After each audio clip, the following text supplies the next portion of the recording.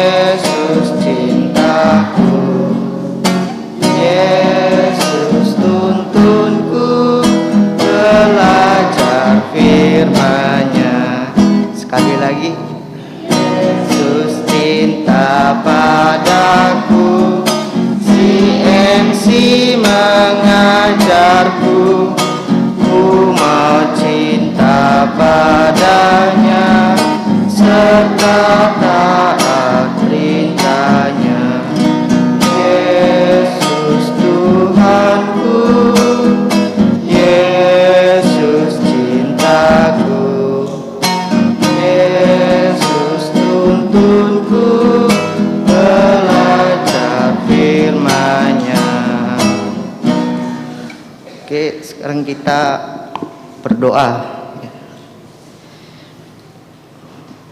Bapa kami yang ada di surga, terima kasih untuk hari ini kami bisa mengikuti CMC di gereja ini. Dan Tuhan yang masih di dalam perjalanan, kiranya Engkau menyertai mereka supaya sampai ke tempat tujuan dengan selamat. Dan Tuhan, kiranya Engkau menyertai pelayanan-pelayanan untuk menyampaikan firman-Mu dari awal, pertengahan, sampai akhirnya. Hanya dalam nama Tuhan Yesus kami berdoa dan berterima kasih. Amin. Oke, selanjutnya kita akan menyanyikan lagu Inilah Dunia Bapa.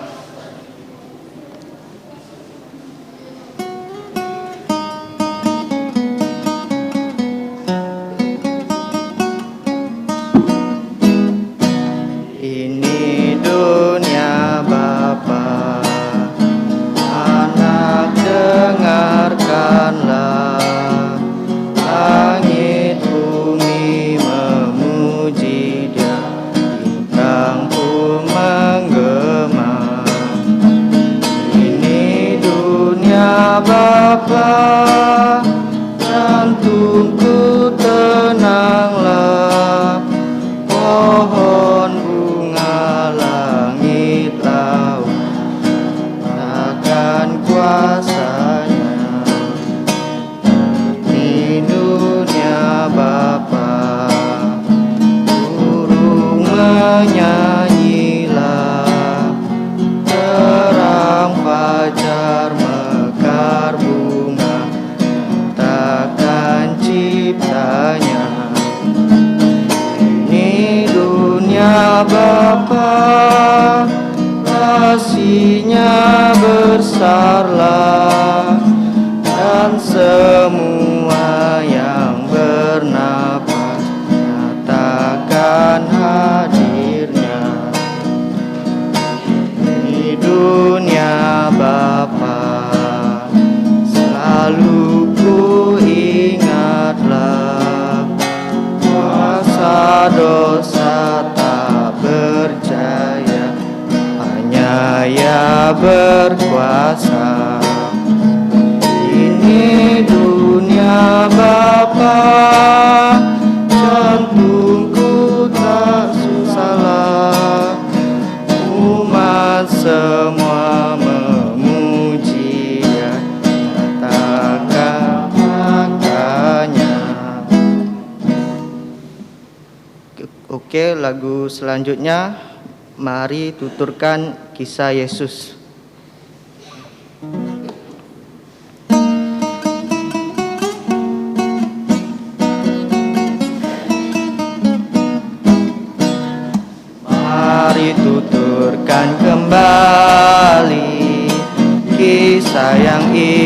benar. Warta berharga sekali yang pernah aku dengar, bahwa di malam lahirnya malak menyanyi merdu. Hormat diberi untuk Allah, sejahtera untuk manusia. Mari tuturkan kembali kisah yang indah benar. Warta berharga sekali yang pernah aku dengar. Yesus puasa di padang tandus gersang, untuk dosaku ya digoda, tetap teguh ya menang. Tuturkanlah karya Tuhan, penuh derita sengsara, dihina penuh nestapa, ditolak oleh manusia. Mari tuturkan kembali kisah yang indah benar. Warta berharga sekali yang pernah aku dengar. Tuhan dipaku disalib, tubuh memar didera, matinya nista dan air, namun ia bangkit pula. Mari tuturkan kasih-Nya yang sudah dinyatakan, untuk jalan menggantikan dan hidup yang kekal. Mari tuturkan kembali kisah yang indah benar. Warta berharga sekali yang pernah aku dengar. Halo anak-anak, kita bersyukur dapat berjumpa kembali di dalam pelajaran pada hari ini, dalam video untuk CMC pada hari ini. Nah, kita sungguh bersyukur ya anak-anak ya, kita dapat ber-CMC kembali, di mana CMC kita sudah bisa tetap muka. Jadi kalau anak-anak yang sudah lama tidak ke CMC dapat datang ke CMC, yaitu pada hari Jumat jam 4 sore. Jadi anak-anak kalau memang yang mau dijemput, tolong hubungi lause-lausenya. Kalau memang tidak ada nomor lausenya, bisa tanya kepada teman-temannya yang sudah ikut CMC. Ya anak-anak ya. Nah, sebelum kita belajar firman Tuhan ya, kita mau berdoa dulu yuk. Oke anak-anak, kita mau berdoa. Mari kita berdoa. Bapa di surga, kami sungguh bersyukur pada hari ini kami dapat Engkau pimpin kembali untuk ber-CMC. Ya Tuhan, kami bersyukur untuk kesehatan yang Engkau berikan kepada kami. Dan yang paling berharga, yaitu kami mendapat keselamatan di dalam Putra-Mu, Tuhan kami, Yesus Kristus, yang sudah hidup, lahir ke dalam dunia ini, menjelma menjadi manusia, disalib, dikuburkan, dan juga yang sudah bangkit, yang memberikan kami pengharapan bahwa kami anak-anak-Mu yang percaya kepadamu, yaitu kepada Tuhan Yesus, dapat selamat. Terima kasih ya Tuhan, kami menyerahkan untuk firman Tuhan yang akan kami dengar pada hari ini. Engkau tolong dan pimpin kami untuk kami dapat mengerti firman-Mu. Ampuni segala dosa dan kesalahan kami. Kami berdoa dan bersyukur dalam nama Tuhan Yesus. Amin. Nah anak-anak, hari ini kita mau bercerita tentang Abraham dan juga Abimelek. Apa anak-anak? Abraham dan Abimelek. Nah, dapat anak-anak lihat dari kitab Kejadian pasal yang ke-20. Ayat 1 sampai ayat yang ke-18. Nah, anak-anak, kita mau lihat ada 2 nama di sini, yaitu Abraham dan juga Abimelek. Nah, Abraham itu berasal dari bahasa Ibrani, dan juga Abimelek juga sama. Abraham. Apa arti Abraham? Abraham itu artinya bapak dari banyak bangsa. Sedangkan Abimelek, bapakku raja. Apa anak-anak? Abraham artinya bapak dari banyak bangsa, sedangkan Abimelek artinya bapakku raja. Nah, sekarang kita mau lihat bagaimana kisah dari mereka. Nah, dikatakan dalam firman Tuhan, Kejadian pasal 20 ayat pertama, demikian bunyi firman Tuhan. Lalu Abraham berangkat dari situ ke tanah Negev. Ia menetap antara Kades dan Sur. Ia tinggal di Gerar sebagai orang asing. Jadi Abraham, ya, mereka itu pergi ke sebuah tanah yang bernama tanah Negev, yaitu di sebelah selatan dari tanah Kanaan, dan ia menetap antara Kades dan Syur, yaitu ia tinggal di daerah Gerar sebagai orang asing. Kenapa sebagai orang asing? Karena Abraham tidak tahu kebiasaan orang Gerar, adat istiadat orang Gerar, dan orang Gerar itu sifatnya seperti apa. Nah, itu namanya Abraham sebagai orang asing. Misalnya, anak-anak pergi ke luar negeri, bersekolah di negara Taiwan, dan anak-anak tidak tahu kebudayaan Taiwan dan kebiasaan orang Taiwan, dan juga adat istiadat orang Taiwan, daerah sana anak-anak tidak tahu. Nah, anak-anak itu sebagai orang asing. Bahkan bahasanya pun kita perlu belajar. Nah, itu artinya orang asing. Jadi Abraham, dia tinggal sebagai orang asing. Nah, oleh karena Abraham telah mengatakan kepada Sarah istrinya, dia saudaraku.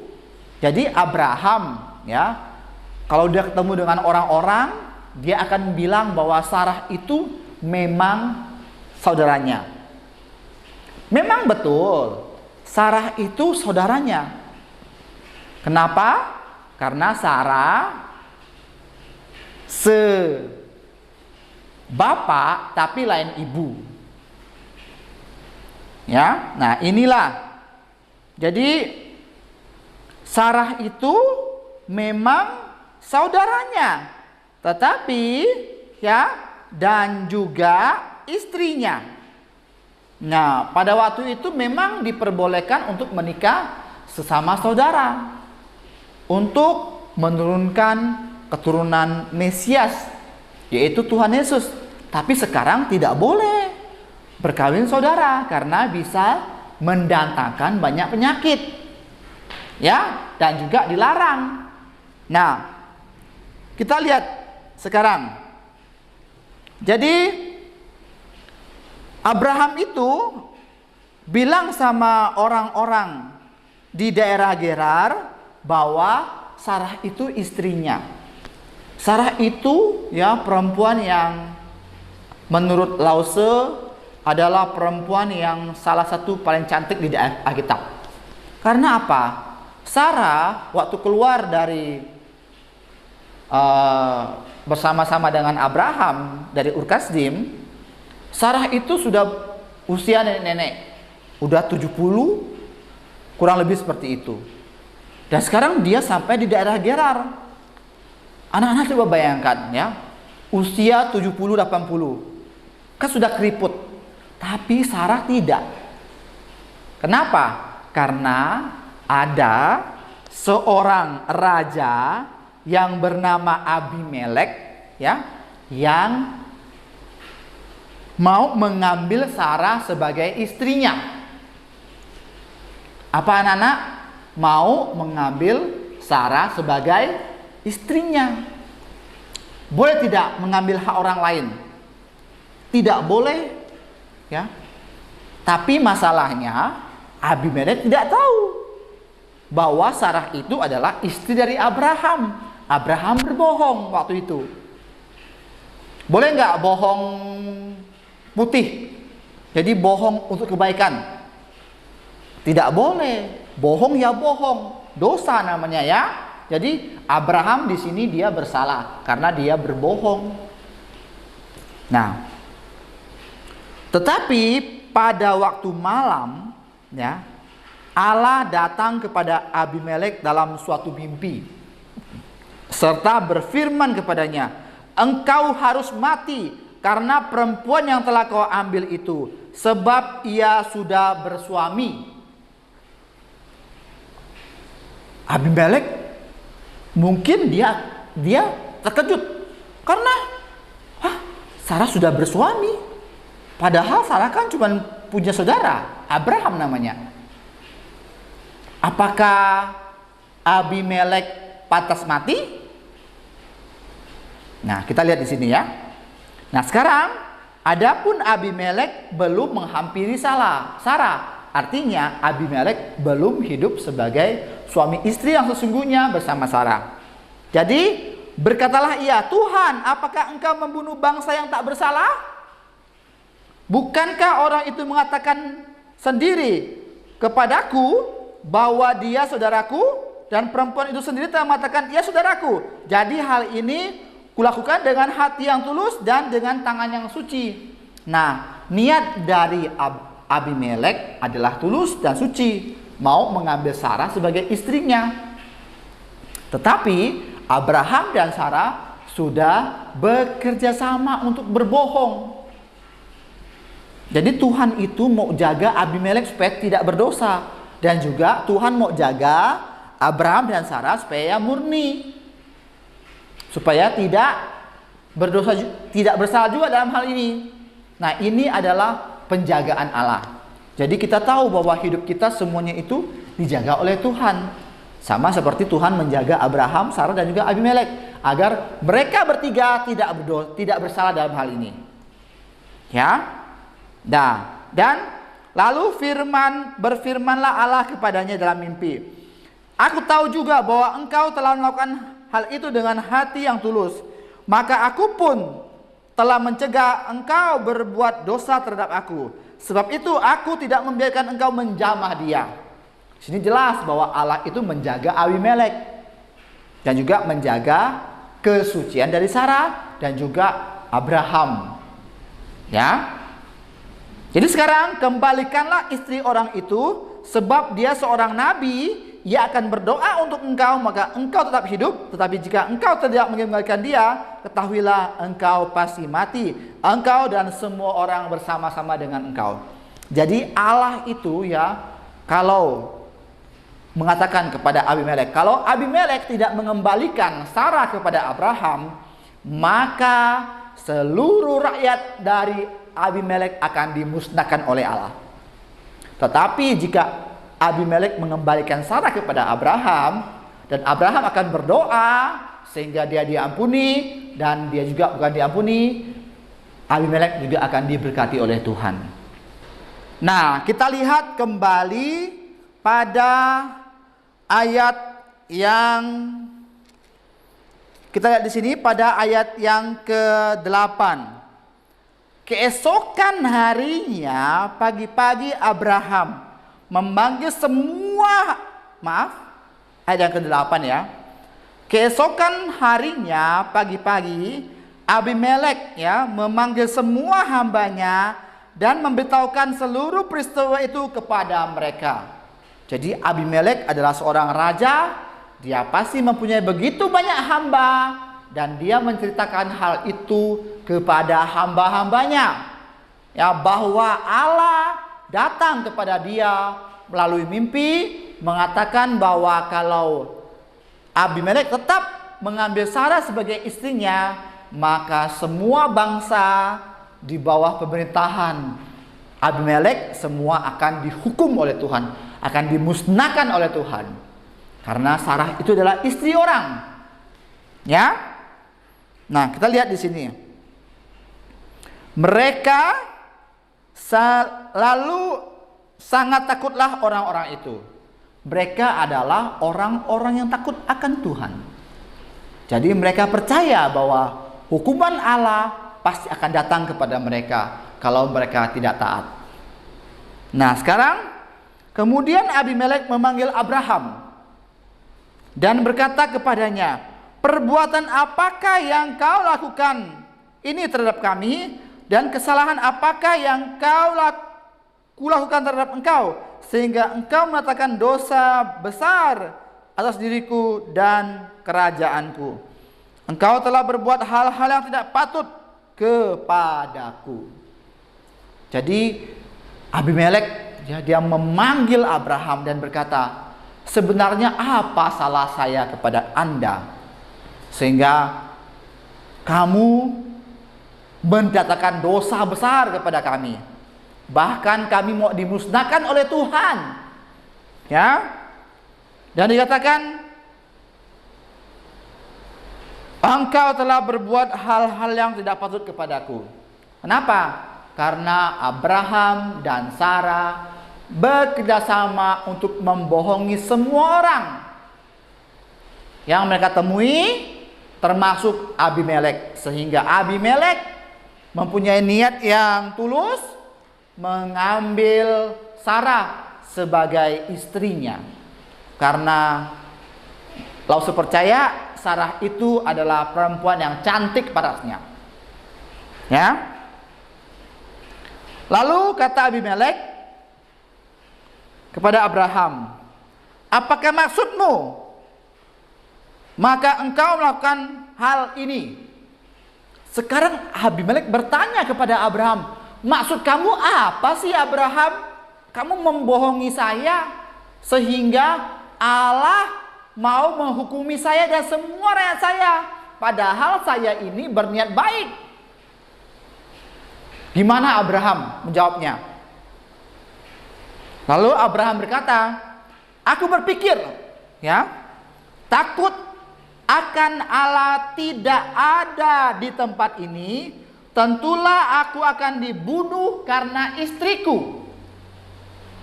Jadi Abraham berpikir itu, ya, dia berpikir dan bersandar kepada pengertiannya sendiri. Menurut dia ini bahaya ini. Padahal Allah sudah berjanji kepada Abraham bahwa dia akan menuntun Abraham dan menjadikan Abraham sebagai apa? Bapak dari banyak bangsa. Tak mungkin Sarah itu diambil orang lain. Bagaimana Abraham mempunyai anak? Nah, disinilah ketidakpercayaan Abraham kepada Allah. Dia tidak percaya bahwa Allah dapat melindungi dia. Dan dia berpikir bahwa orang-orang di Gerar itu semuanya jahat. Padahal tidak. Nah, dan juga dikatakan, "Lagi pula ia benar-benar saudariku, anak ayahku, hanya bukan anak ibuku. Tetapi kemudian ia menjadi istriku." Jadi Sarah itu sebenarnya memang saudara tiri dari Abraham. Abraham mengawini Sarah. Zaman dulu perkawinan saudara memang diizinkan oleh Tuhan untuk menurunkan Mesias, yaitu Tuhan Yesus. Jadi Abraham menikah dengan Sarah, lahir Ishak. Ishak menikah dengan Ribka, lahirlah Esau dan Yakub. Yakub menikah dengan Rahel dan Lea, dan juga dua istrinya yang lain, sehingga mempunyai 11 putra. Dan salah satunya putra dari Lea bernama Yehuda. Yehuda itu adalah nenek moyang dari Tuhan Yesus. Makanya diizinkan oleh Tuhan agar dapat menurunkan Tuhan Yesus. Tapi sekarang sudah tidak boleh perkawinan saudara. Ya, saudara. Karena apa? Rentan dengan penyakit, rentan dengan kelumpuhan, dan juga memang tidak diizinkan. Ya. Dan dikatakan berbahaya kalau dia mengakui bahwa Sarah itu istrinya, karena Sarah pasti diperebutkan oleh orang-orang sehingga orang-orang mau mengambil Sarah dan membunuh Abraham. Jadi Abraham itu egois, mau menang sendiri. Yang penting saya yang baik, orang lain masa bodoh. Dia nggak peduli dengan istrinya, diambil orang lain. Dia hanya peduli dia sendiri. Nah, itu yang tak baik ya. Nah, sekarang ketika Allah menyuruh aku mengembara keluar dari rumah ayahku, berkatalah aku kepada istriku, tunjukkanlah kasihmu kepadaku, yakni katakanlah tentang aku di tiap-tiap tempat di mana kita tiba, ia saudaraku. Jadi Abraham ini yang menyuruh Sarah. Sarah juga salah. Sarah juga menurut. Nah, ini yang tidak boleh. Kalau ada orang-orang yang mengajak kamu berbohong, berbuat jahat, kamu jangan nurut. Walaupun itu saudara kamu, ibu kamu, bapak kamu tidak boleh nurut. Karena berbuat jahat, berbuat dosa. Ya? Tidak boleh. Kita harus lebih takut kepada Tuhan daripada kepada manusia. Nah, jadi kemudian Abimelek karena dia sadar dan dia mengambil kambing domba, lembu sapi, hamba laki-laki, hamba perempuan, lalu memberikan semuanya itu kepada Abraham. Sarah istri Abraham juga dikembalikan kepadanya. Nah, ini adalah bentuk penyesalan, pertobatan dari Abimelek. Bagaimana Abimelek dia bertobat, dia memberikan kepada Abraham ya lembu, domba, ternak, budak laki-laki, budak perempuan, dan juga yang paling penting Abimelek mengembalikan Sarah kepada Abraham. Dan apa yang terjadi? Dan Abimelek berkata kepada Abraham, negeriku ini terbuka untuk engkau, menetaplah di mana engkau suka. Jadi Abimelek mengatakan kepada Abraham, sekarang negeriku ini terbuka untuk kamu, kamu boleh tinggal dimanapun engkau suka. Ya, ayat yang ke-16. Lalu katanya kepada Sarah, telah kuberikan kepada saudaramu 1000 shekel perak, itulah bukti kesucianmu bagi semua orang yang bersama-sama dengan engkau. Maka dalam segala hal engkau dibenarkan. Artinya itu bukti kepada orang-orang yang bersama-sama dengan Sarah bahwa Sarah itu masih suci, tidak disentuh oleh Abimelek. Ya. Lalu katanya kepada Sarah. Lalu Abraham berdoa kepada Allah dan Allah menyembuhkan Abimelek dan istrinya dan budak-budak perempuannya sehingga mereka melahirkan anak, sebab tadinya Tuhan menutup semua kandungan setiap perempuan di istana Abimelek karena Sarah istri Abraham itu. Jadi karena Abraham itu karena Abimelek mengambil istri Abraham sehingga Abimelek kena sakit, dan juga perempuan di istana Abimelek semuanya ditutupi kandungannya supaya tidak mengandung. Jadi karena Abimelek bertobat, dia sadar, dia dikembalikan keadaannya, bahkan kerajaannya diberkati oleh Tuhan sehingga perempuan-perempuan di daerah situ semuanya bisa mengandung lagi dan juga melahirkan anak. Ya, jadi apa pelajaran hari ini? Yaitu jangan berbohong. Berkata apa adanya. Dan kalau memang salah, bertobat. Semoga kita menjadi anak-anak yang sungguh-sungguh menjadi murid Tuhan Yesus yang baik, yang taat kepadanya, patuh kepada perintahnya. Oke, mari kita berdoa ya. Bapa di surga, kami bersyukur pada hari ini kami dapat belajar firman-Mu tentang Abraham dan Abimelek. Ya Tuhan, tolonglah kami semua agar kami dapat menjadi murid-murid iman baik yang takut akan Engkau dan dapat menjadi orang yang dapat menjadi contoh untuk mereka yang percaya pada Tuhan Yesus. Terima kasih ya Tuhan, ampuni segala dosa kesalahan kami. Kami berdoa dan bersyukur dalam nama Tuhan Yesus. Amin. See you anak-anak, bye-bye.